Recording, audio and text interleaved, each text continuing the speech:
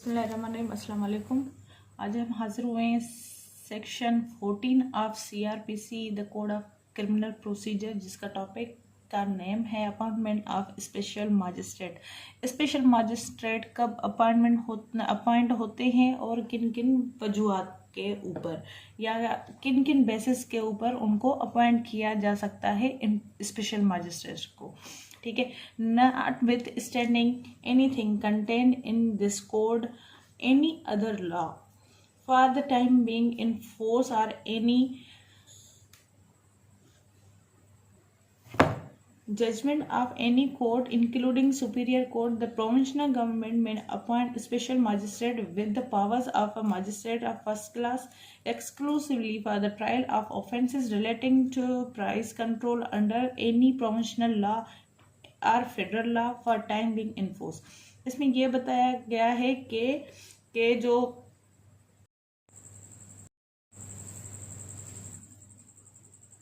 के बावजूद इस कोर्ट में जो इस लॉ में बताया गया है या फिर किसी दूसरे लॉ में जो कि टाइम भी इन्फोर्स है उस टाइम, या फिर कोई ऐसी जजमेंट, ठीक है, किसी भी कोर्ट से जो कि सुपीरियर कोर्ट है, ठीक है, या फिर प्रोविंशियल गवर्नमेंट अपॉइंट कर सकती है मजिस्ट्रेट्स को और उनको अख्तियारात दे सकती है फर्स्ट क्लास मजिस्ट्रेट को कि वो जो है ट्रायल के जो ऑफेंसेस वगैरह हैं, यानी ये एक स्पेशल पावर उनको दी जाती है कि वो ट्रायल जो है ना वो चलाएं और ऐसे कुछ ऑफेंसेस के ऊपर जिसमें रिलेटेड है प्राइस कंट्रोल, ठीक है, यानी कोई मतलब जैसे रेट्स वगैरह बढ़ जाते हैं उनको कंट्रोल करना है मार्केट के हिसाब से, या फिर उनमें चेंजेस वगैरह करना, वो चीज़ ये एक स्पेशल मजिस्ट्रेट वगैरह मुकर्रर कर सकती है प्रोविंशियल गवर्नमेंट, या फिर कोई ऐसा प्रोविंशियल लॉ या फिर जो ऐसा फेडरल लॉ जो टाइम बीइंग इन्फोर्स में है। ठीक है, यानी इसका मकसद ही ये है कि प्रोविंशियल गवर्नमेंट के पास ये अख्तियारात हैं कि स्पेशल मजिस्ट्रेट मुकर्रर करे जो कि किसी जजमेंट के ऊपर वर्क करे या फिर किसी कोर्ट के ऐसे फैसले के ऊपर अमल दरामद करवाए। और ये अख्तियारात किसके पास है? प्रोविंशियल गवर्नमेंट के पास। और इसमें ये भी काम आ सकता है जो ये रेट्स वगैरह का प्राइस कंट्रोल करना वगैरह।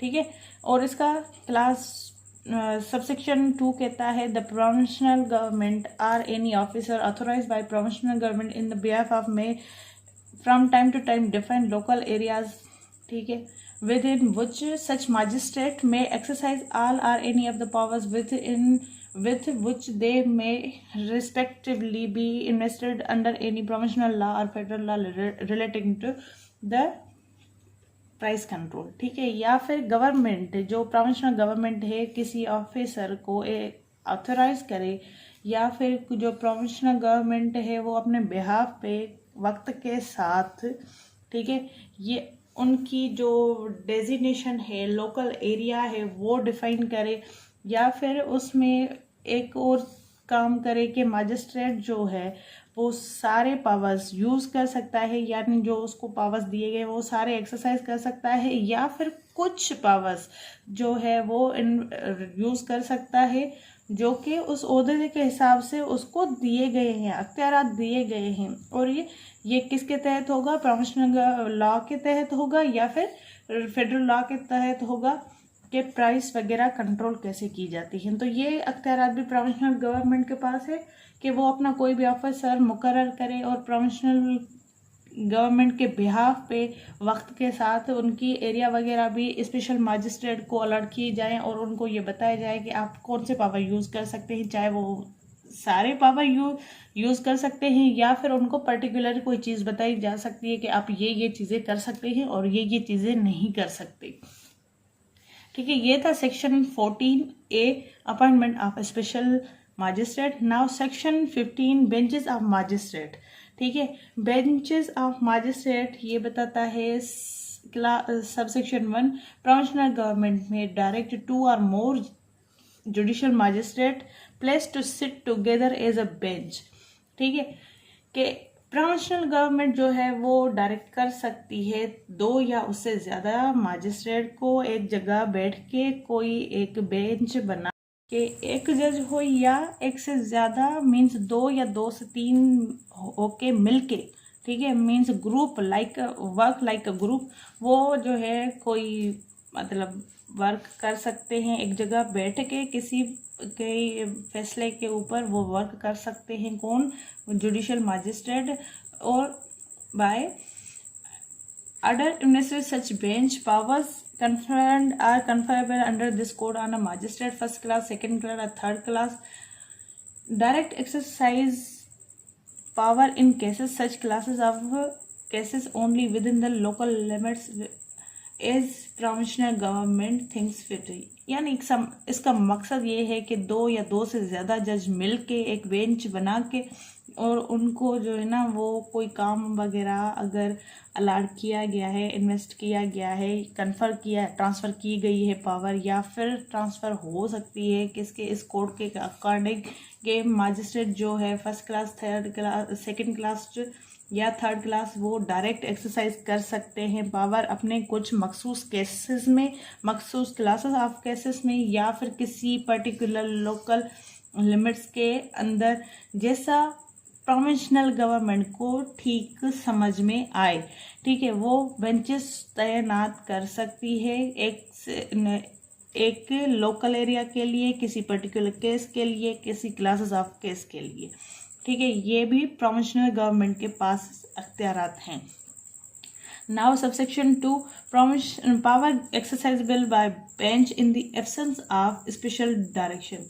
जब स्पेशल डायरेक्शन नहीं दी गई है किनको, वो जो बेंच बना है ऊपर, बेंचेस ऑफ मजिस्ट्रेट, उसको कोई पर्टिकुलर पावर बताई नहीं गई है, वहाँ पे एब्सेंस है किसकी, स्पेशल डायरेक्शन, ज़रूरी हिदायत, जो मखसूस हिदायत है वहाँ पे उनकी एब्सेंस है, तो पावर कैसे एक्सरसाइजेबल होगा उन बेंचेस ऑफ मजिस्ट्रेट की तरफ से, except as otherwise provided by any order under the section, every such bench shall have the powers conferred by this code on a magistrate of highest class to which any of its member who is present to taking part proceedings, member of benches practicable shall for purposes of this code be deemed to be magistrate of such class। ठीक है, इसका मतलब ये है कि जो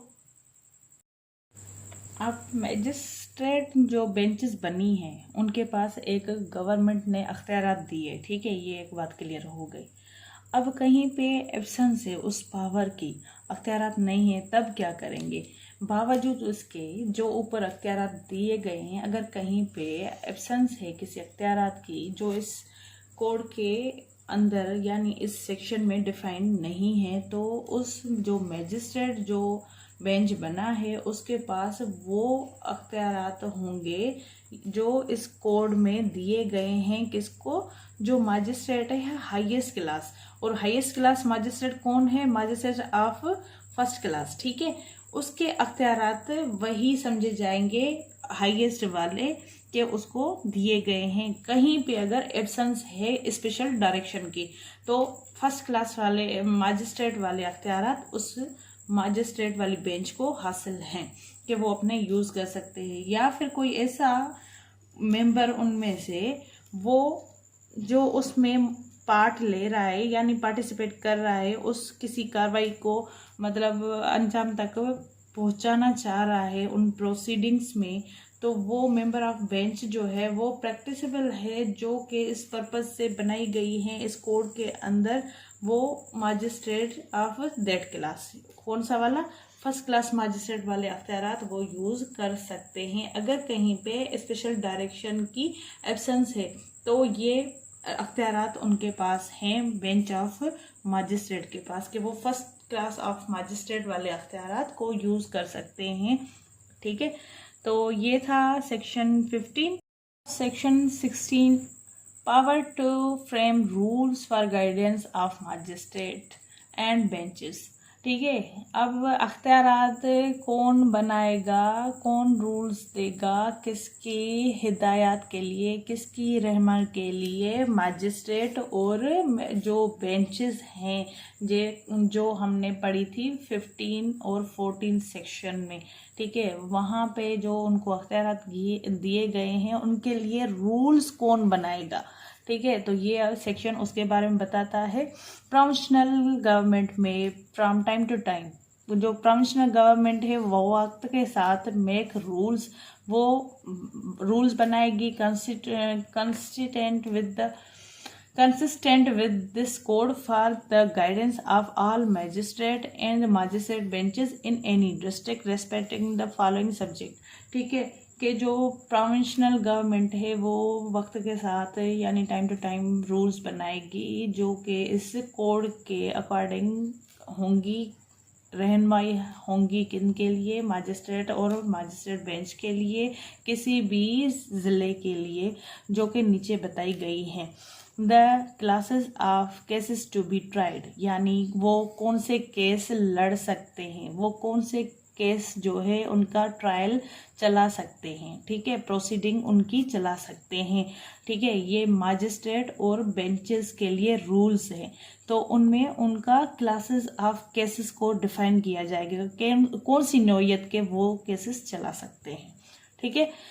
and time and place of sitting, उनका time यानी जो ड्यूरेशन है वो, और उनकी पर्टिकुलर एरिया, ठीक है, वो भी उसमें डिफाइन करेंगे रूल्स में, ठीक है।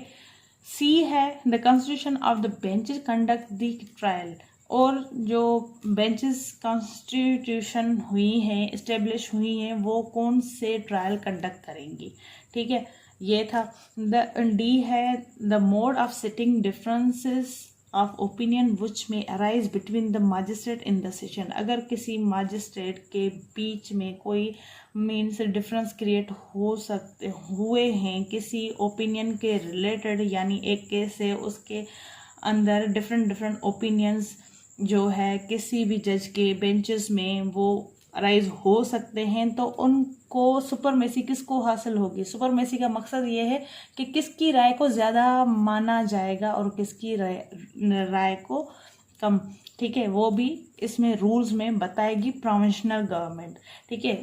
अब एक बेंच है 4 बंदों के ऊपर मुश्तमिल, ठीक है, 4 मैजिस्ट्रेट हैं उसमें, लेकिन कोई ऐसा मैटर है जिसमें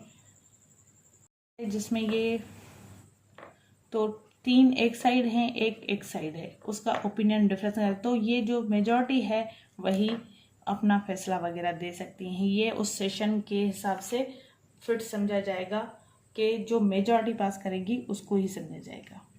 ओपिनियन कोई अगर डिफरेंस क्रिएट होता है तो उनके लिए जो है रूल्स कौन से होंगे वो भी प्रोविंशनल गवर्नमेंट रूल्स में बताएगी। और ई है the mode and manner of conducting raids and trials on the spot, यानी जो रेड है वो कैसे जो है छापे वगैरह मारना या फिर ट्रायल वगैरह के स्पॉट पे जाना, वो मैनर कौन तय करेगा, वो भी इन रूल्स में बताएगी प्रोविंशनल गवर्नमेंट। ये था सेक्शन 16। आज हमने पढ़ा सेक्शन 14A, 15 एंड 16। अपनी दुआ में मुझे याद रखें। अल्लाह आपका हामी नासिर। अल्लाह हाफिज़।